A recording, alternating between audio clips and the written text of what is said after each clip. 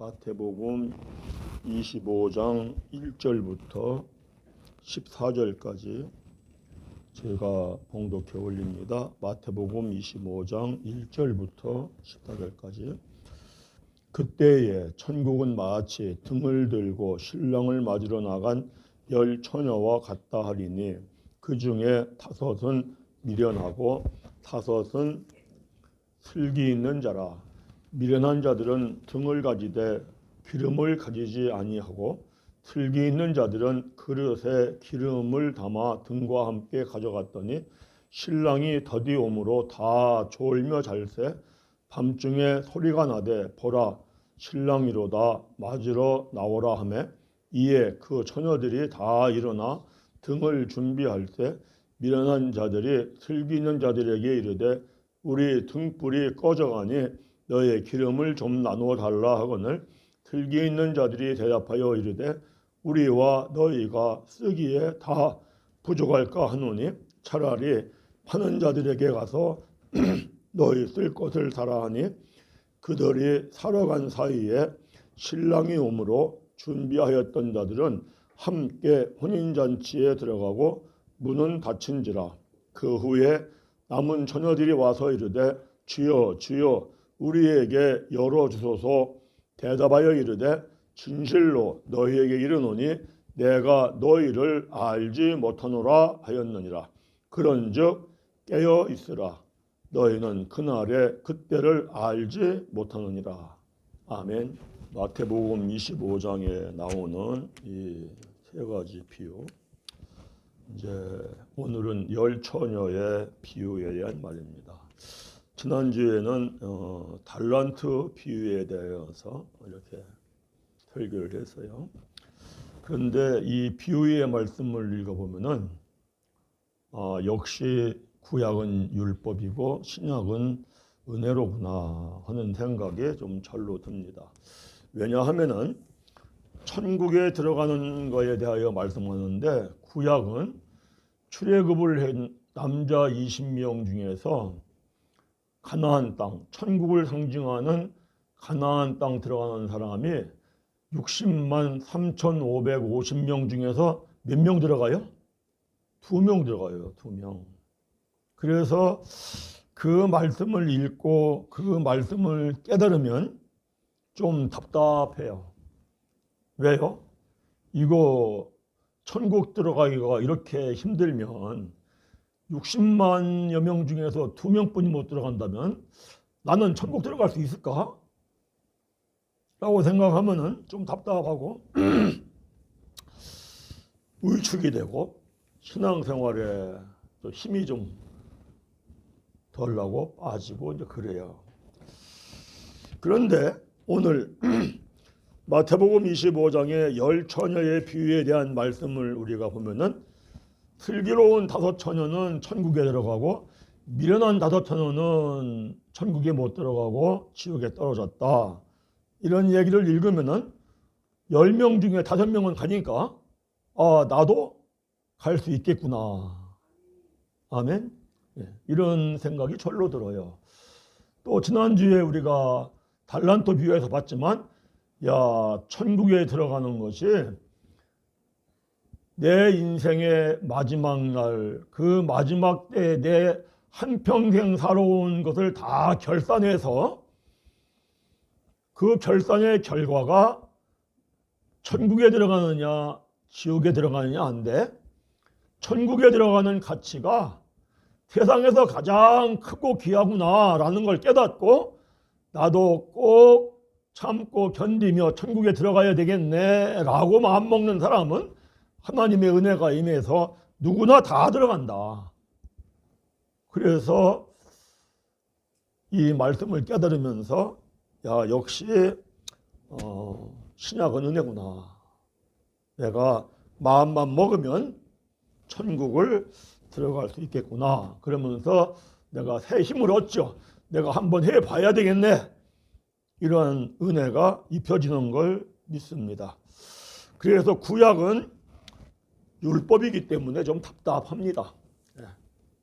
그런데 신약은 은혜이기 때문에 좀 시원시원한 구절들이 많습니다. 그에게 비해 가지고 은혜라는 거는 선물이다 그러죠. 선물은 공짜다 이럽니다. 그러니까 선물은 누구나 다 좋아합니다.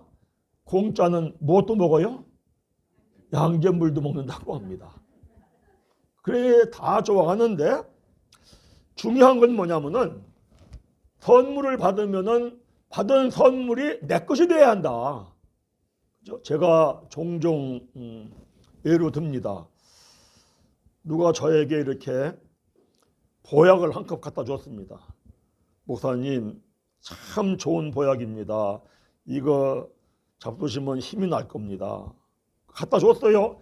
내가 이렇게 보면서 야 정말 좋네 정말 좋네 하고 만약에 먹지 않는다면은 나에게 유익이 있어요 없어요? 내가 안 먹으면 그만이에요. 중요한 거는 내가 먹어야 한다. 이제 먹기만 하면은 저절로 몸에 좋은 거예요. 하나님의 은혜가 임했다라고 하는 거는 대단한 겁니다. 하나님의 은혜가 임했다는 건 구원받았다는 거예요.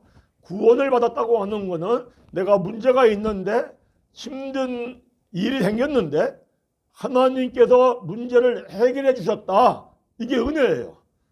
근데 은혜 다음에 따라 붙는 얘기는 뭐냐면은 긍휼이에요. 긍휼. 긍휼이라는 건 뭐예요? 하나님이 은혜가 입혀져서 문제가 해결될 때에는 이전보다 더 좋게 더 낫게 해주시더라. 그래서 하나님의 은혜가 임하면은 긍휼이 임하고 긍휼이 임하면은 그 사람의 그 신도의 삶이 형통한 길로 풀어진다. 그래서 은혜가 참 좋은 겁니다. 중요한 건 뭐예요? 은혜가 임해도 내가 반드시 먹어야 한다. 이런 은혜가 있기를 간절히 바랍니다. 오늘 본 말씀 보면은 시작을 어떻게 하냐면 이렇게 합니다. 마태복음 25장 1절에 그때에 천국은 마치 등을 들고 신랑을 맞으러 나간 열 처녀와 같으니 이렇게 합니다. 여기에서 그때라고 하는 것은 세상의 마지막이 있다. 세상의 종말의 때다를 얘기합니다. 천지 만물이 시작한 때가 있고 천지 만물이 끝나는 마지막 때가 있습니다. 천지 만물이 시작한 때가 있고 끝나는 때가 있다라고 하는 것은 눈에 안 보이는 거예요. 눈에 안 보이는 거는 이게 실체예요. 실체. 눈에 보이는 건 그림자고. 그래서 눈에 보이지 아니하는 영의 세계에서 시작이 있고 끝이 있다라고 하는 이 실체를 우리로 하여금 알게 하려고 그림자로 만들어 놓은 것이 매년 시작하는 첫 달 1월이 있고 마지막 달 12월이 있다. 그래서 첫 달이 있고 마지막 달이 매년 반복되면서 인생들아 깨달아라. 너의 인생이 시작이 있듯이 너의 인생이 마지막이 있다. 세상의 시작이 있듯이 세상의 종말이 있다. 이걸 깨달으라고 그림자로 만들어 놓은 겁니다. 또 매년 끝나는 때에는 반드시 결실이 있습니다. 타장마장에서 결산을 할 때 알곡은 모아 곡간에 들이고 쭉정이는 불 속에 태워 던져 태워버립니다. 이것도 인생이 예수를 믿고 하나님의 뜻대로 산 사람은 알곡이 되어 천국에 들어가고 하나님의 뜻대로 살지 않고 내 마음대로 산 사람은 쭉정이가 되어서 지옥의 유황불 속에 떨어진다 라고 하는 영적인 실체를 설명하는 그림자입니다. 그래서 마태복음 25장은 마지막 때의 얘기다. 종말의 때의 얘기다. 마지막 때, 종말의 때에 천국에 들어가는 사람이 될 것이냐 아니면 지옥에 떨어질 인간이 될 것이냐 하는 걸 설명하는 말씀입니다. 오늘 본문을 읽으면서 이해가 잘 안 되는 부분이 있는데 그냥 사람들이 그러려니 하고 그냥 넘어가요. 근데 좀 우리가 하나 생각을 좀 하려고 합니다. 자, 신랑과 신부의 관계에 대해서 말하면은 이 세상 나라에서는 총각이 한 명, 처녀가 한 명. 그러니까 신랑이 한 명. 그러면 신부는 한 명이야죠. 그런데 신랑이 한 명 그리스도가 오시는데 신부가 몇 명이 준비되어 있어요? 10명이 준비되어 있어요. 이해가 안 되지 않아요? 또 10명이 준비되었다 할지라도 10명 중에서 한 명만 딱 뽑으면 맞는데 10명 중에 몇 명을 뽑아요? 5명을 뽑아요. 어떻게 신랑은 그리스도 한 명인데 어떻게 신부는 5명이냐? 신부의 숫자가 다수냐 이거예요. 좀 궁금하죠? 어디 가보냐면은 에베소서 1장을 가보세요. 에베소서 1장 4절 우리 함께 읽어보겠습니다. 함께 읽습니다. 곧 창세 전에 그리스도 안에서 우리를 택하사 우리로 사랑 안에서 그 앞에 거룩하고 흠이 없게 하시려고. 자, 이 말씀에서 그리스도는 신랑이에요. 우리가 다 그리스도가 신랑인 걸 아시죠? 네. 그리스도가 이 세상에 예수로 오시어서 예수 그리스도. 그리스도는 신랑인데 그리스도 신랑 안에 하나님이 선택한 우리가 있어요. 우리는 한 명이에요? 다수예요? 우리는 다수예요. 그래서 영의 세계에서 천국에서는 신랑은 그리스도 한 분이신데 신부는 우리들의 다수이다. 그래서 이 본문에서 신랑은 한 명이고 신부는 10명이었다가 나중에 5명이 되는 다수를 선택하는 그런 이유입니다. 자, 우리가 한번 생각해 봐야 돼요. 이 말은 무슨 얘기냐면은 예수를 믿는 성도들은 모두가 한 몸이라는 거예요. 아멘. 우리는 다 한 몸이에요. 그래서 에베소서에서 그리스도를 머리로 해서 예수 믿는 모든 사람들은 한 몸의 지체이다 이래죠. 그래서 예수님이 이렇게 말씀하잖아요. 너희는 사랑하라. 서로 사랑하라. 그런데 서로 사랑하기를 어떻게 서로 사랑하라? 내 몸과 같이. 아멘. 우리는 서로가 내 몸처럼 사랑을 해야 되는 거예요. 왜? 원래 영의 세계에서 우리가 한 몸이었기 때문에. 자, 이건 나중에 또 자세한 건 말씀을 전하고, 오늘은 창세전 신랑인 그리스도 안에 있었던 우리들이 이 세상에 태어날 때 한 사람 한 사람 태어나죠. 한 사람 한 사람 태어나는데 태어날 때 아담이 마귀의 유혹을 받고 선악과를 따먹은 죄, 그 죄를 모든 사람이 어머니 뱃속에서 잉태할 때부터 그 죄를 전가받아 태어나서 죄인으로 태어나요. 그래서 죄 때문에 모든 사람이 염려, 근심, 걱정, 괴로움, 스트레스 속에 살다가 병이 들어 늙어 죽습니다. 이것을 세상 사람들은 인생은 생로병사다 이렇게 얘기합니다. 그런데 사람이 생로병사로 병들어 고생하다가 죽는 것도 사실은 억울한 건데 이거로 끝나지 아니하고 죽어서 지옥의 유황불못에 떨어져서 영원토록 고통 속에서 괴로운 영벌을 받는다. 이걸 생각만 하면은 생각하기도 싫고 끔찍하고 살이 떨리고 뼈가 떨리는 일 아닙니까? 그런데 이 세상에 고생하면서 매우 긴 세월을 사는 것 같습니다. 고생할 때는 세월이 참 깁니다. 그래 매우 긴 세상을 가는 것 같은데 돌이켜보면 잠깐입니다. 자, 금년도 1월달 첫 달 시작한 게 엊그제 같아요. 그런데 마지막 달 12월 오늘 14일이니까 중순입니다.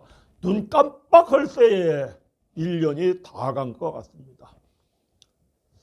참으로 인생이 헛되고 헛되구나 이런 생각을 하는데 더욱이 한평생 힘써서 온갖 짓을 하면서 얻으려고 붙잡은 재물, 권세, 죽는 날 보니까 티끌 하나 못 가지고 가요.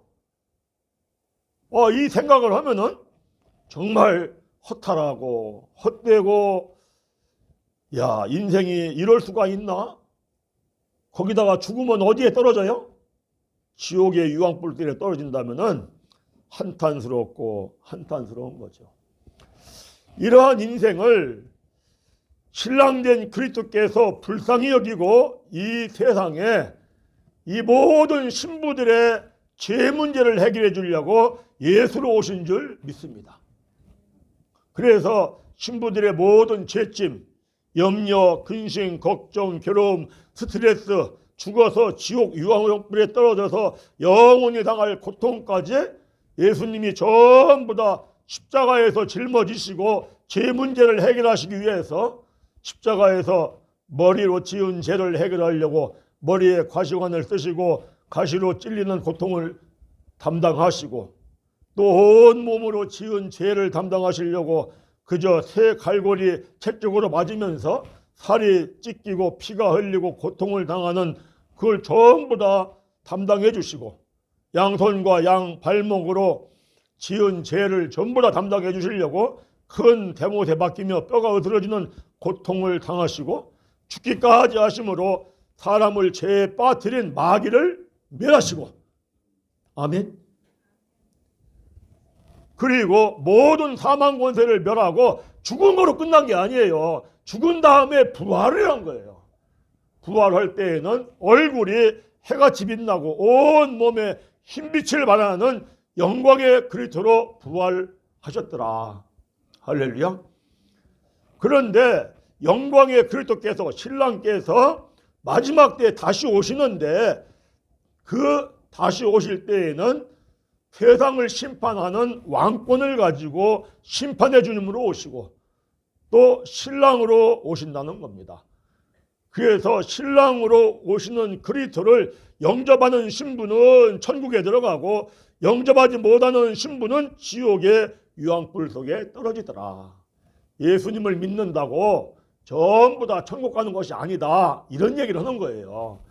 예수를 믿는다 할지라도 신랑된 그리스도를 마지막 때에 영접하는 그러한 신도는 천국에 들어가고, 예수님을 믿는다 할지라도 신랑된 그리스도를 영접하지 못하는 그 신자는 지옥에 떨어진다, 이런 말씀을 하는 겁니다.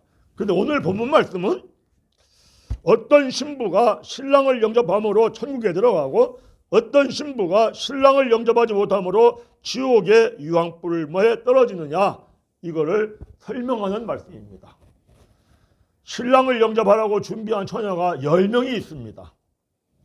10명의 처녀가 등불을 다 준비했습니다. 이 말씀은 열이라고 하는 숫자는 세상의 만수예요. 모든 걸 얘기하고 등불은 마음을 뜻합니다. 그래서 10명의 처녀가 등불을 다 준비했다는 것은 예수를 믿는 모든 신자들이 신랑으로 오시는 그리스도를 영접해서 천국으로 들어가고 싶은 마음은 모든 사람에게 있다. 모든 사람에게 있죠. 그래서 우리가 다 교회 다니는 거 아닙니까? 그 다음에 미련한 5 처녀는 기름을 준비하지 않았습니다. 그러나 슬기로운 5 처녀는 기름을 준비했습니다.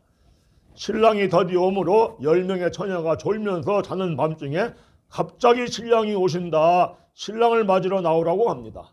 그때에 졸다가 갑자기 일어난 미련한 처녀들이 슬기 있는 처녀들에게 우리의 등불이 꺼져가니 너희의 기름을 좀 나눠달라, 이럽니다.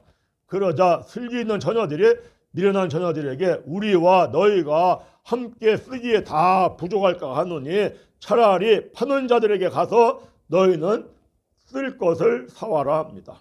그래서 미련한 처녀들이 기름을 사러 간 사이에 신랑이 옵니다. 그래도 기름이 준비된 사람들은 혼인잔치에 들어가서 신랑을 영접을 합니다. 그리고 문이 닫힙니다. 문이 닫힌 후에 미련한 처녀들이 와서 주여 주여 우리에게 문을 열어주소서 하자 진실로 너에게 이르노니 내가 너희를 도무지 알지 못하노라. 그러면서 하시는 말씀이 깨어있으라. 너희는 그날과 그때를 알지 못하느니라. 뭐가 중요해요? 깨어있는 신앙생활을 해야 합니다. 조는 신앙생활을 하면은 소용이 없어요. 좋을 수는 있습니다. 그런데 기름을 준비해서 기름을 준비하는 깨어있는 신앙생활을 해야 합니다. 자, 기름이 중요한데 기름이 뭐냐? 기름이라고 하는 것은 성령을 뜻합니다. 성령은 그리스도의 영입니다. 그런데 성령을 준비해야 한다 하지 아니하고 기름을 준비했다라고 할 때 이 기름은 뭘 뜻하느냐 하면은 예수 그리스도의 마음을 뜻합니다. 이 말씀이 중요합니다. 신랑으로 오는 그리스도를 영접하려면은 예수를 믿는 사람의 마음이 그리스도 예수의 마음이 되어야 합니다. 내가 예수를 믿기 시작할 때 원래 내 마음이 있어요. 내 옛 마음이 있어요. 옛 마음 그대로 가지고는 신랑으로 오는 그리스도를 영접할 수 있다? 없다? 없다. 내 옛 마음이 새 마음으로 변화가 돼야 돼. 새 마음, 어떤 마음? 예수 그리스도의 마음. 그런데 예수 그리스도의 마음이라고 하는 것은 빌립보서 2장 5절에서 8절을 보면은 이런 마음입니다. 자기의 자존심을 버리고 자기를 낮추는 겸손한 마음. 자, 우리가 예수를 믿기 시작할 때에는 모든 사람이 자기 생명처럼 귀하게 여기는 게 뭐예요? 자존심이에요. 내 자존심. 그런데 내 자존심 그대로 가지고 있으면은 예수를 믿으나 마나한 거예요. 예수를 믿으면은 내 자존심은 다 버리고 나를 낮추고 겸손하게 되는 예수 그리스도의 마음이 되어야 합니다. 이 마음이 되어야만 신랑된 그리스도 오실 때에 그 신랑을 영접함으로 천국에 들어갑니다. 그런데 마음이 변화되지 않으면은 신랑된 그리스도를 오실 때 영접을 못합니다. 그래서 천국에 들어갈 수 없다. 이런 얘기를 합니다. 자, 우리가 매우 중요한 거 한 가지를 꼭 결단하고 신앙생활을 해야 합니다. 첫 번째는 뭐냐? 자기 옛사람의 자존심을 그대로 가지고 있으면 천국에 못 들어가고 지옥의 유황불못에 떨어진다. 그러면은 그저 유황불못 속에서 뜨거워서 못 견디고 목이 타서 물 한 모금 먹고 싶어도 손끝으로 찍어 먹지 못해가지고 큰 고통 속에서 잠시 잠깐 사는 게 아니라 영벌을 받는다는 거예요. 영원히 그렇게 산다는 겁니다. 그리고 둘째는 지난주 단란처 비유에서 말씀을 드린 것처럼 한평생 인생을 살아온 것을 총 결산하는 마지막 때 마지막 날에 큰 고통 속에서 영벌을 받은 지옥의 유황불물에 떨어지는 것과 결코 비교할 수 없는 영원토록 찬양과 기쁨과 즐거움, 평안이 있는 천국에 들어가는 것, 이것이 인생에 있어서 가장 큰 최고의 가치다. 그래서 나는 이제부터 내 자존심을 버리고 새로운 마음, 예수 그리스도의 마음이 되기로 결단을 하는 겁니다. 내가 마음을 먹고 결단만 하면은 어떤 사람은 그 순간 확 바뀔 수도 있고 또 확 바뀐 것 같았는데 다시 옛 마음으로 돌아오기도 합니다. 그러면은 신앙생활을 왜 합니까? 신앙생활을 하면서 말씀을 깨닫고 죄라는 걸 깨닫고 회개하고 성령을 선물로 받아서 성령이 내 안에 들어오면은 성령의 소문이라는 불로 그 쓰잘데없는 자존심은 멸해지고 그리고 성령이 살리는 영이 내 안에서 그리스도 예수의 마음으로 살리는 줄을 믿습니다. 그래서 나는 반드시 천국은 들어가야 돼 하는 사모함은 마음을 가지고 참고 견디면서 꾸준히 이렇게 신앙생활을 하다 보면은 자기도 모르는 사이에 옛 마음은 사라지고 새 마음으로 변화가 된다. 그래서 양이 찹니다. 때가 찹니다.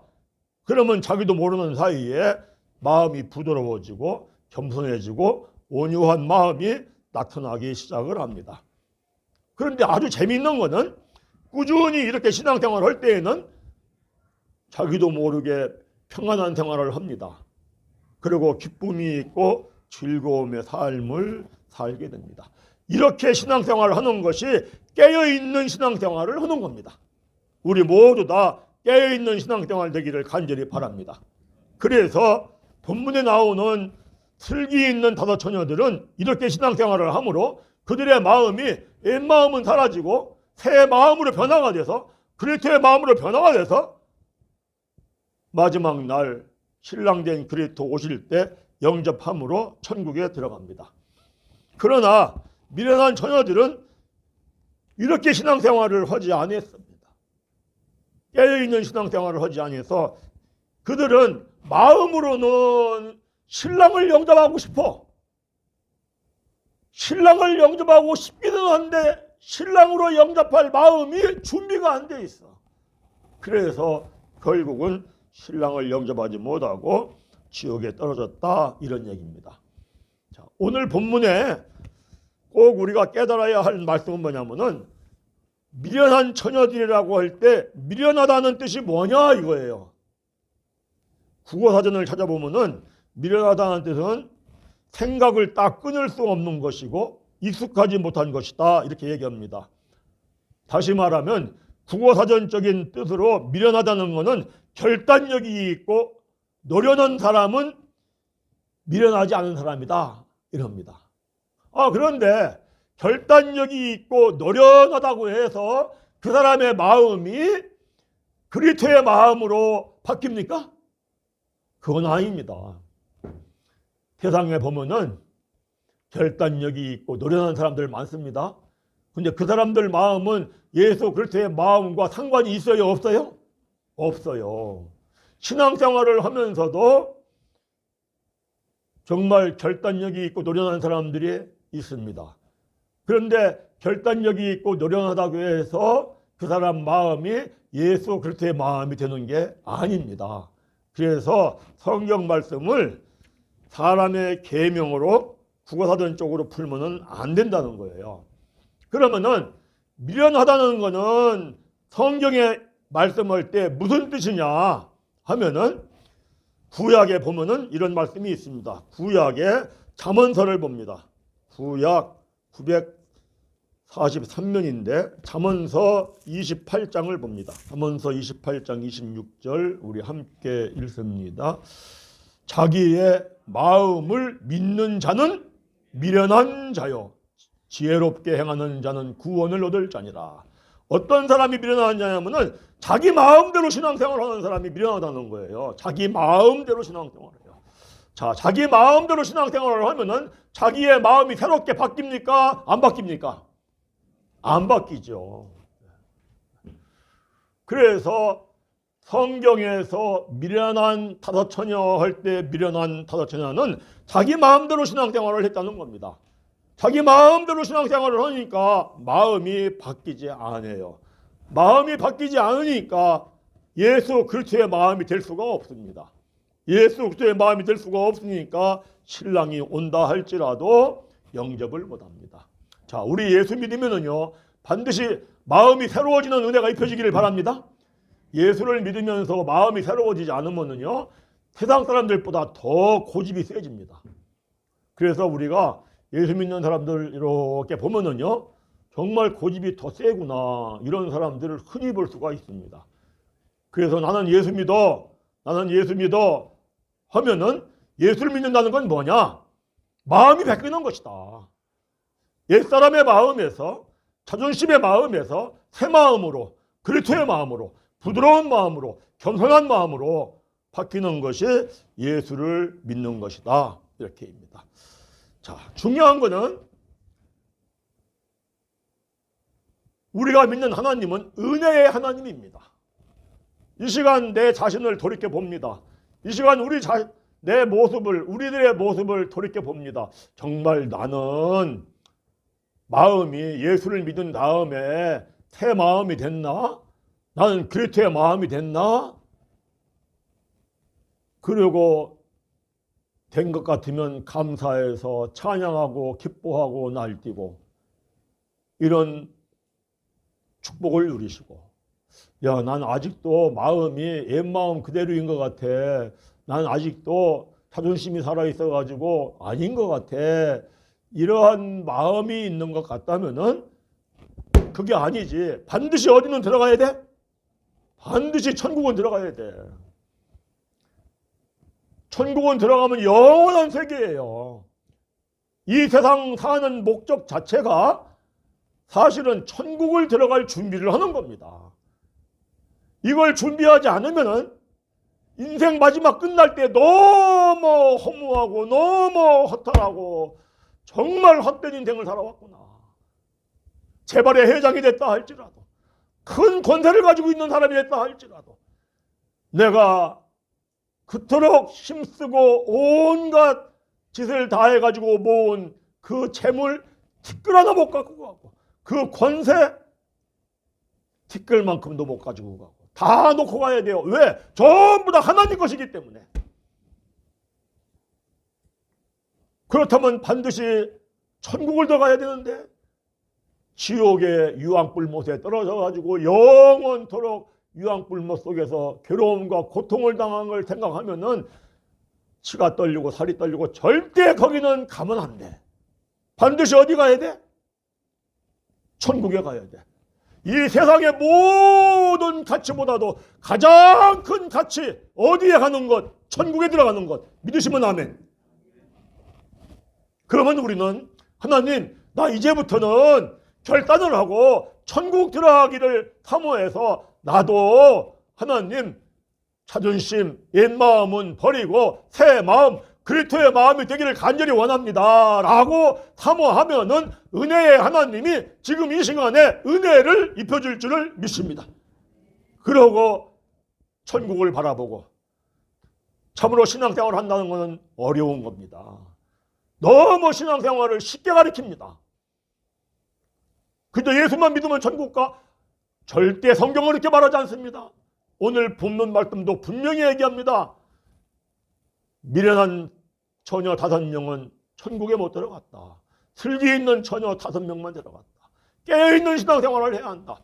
그런데 깨어있는 신앙생활 하기가 쉽습니까? 사실은 어렵습니다. 어려워요.